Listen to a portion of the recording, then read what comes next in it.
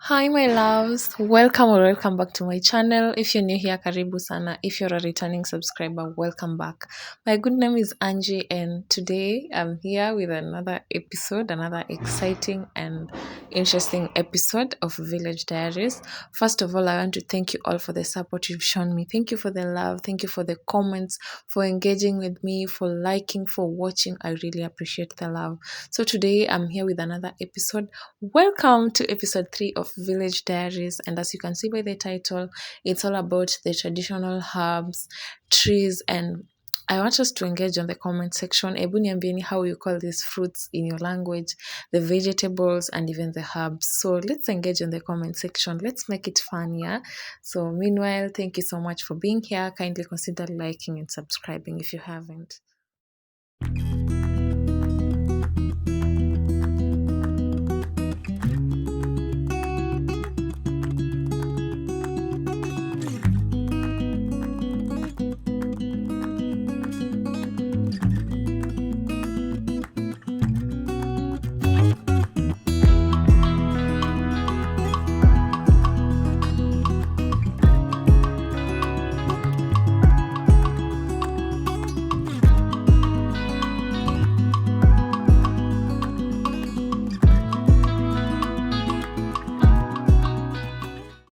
So now, this is the highlight of the video. Yeah, I just hope you leave a like at this point.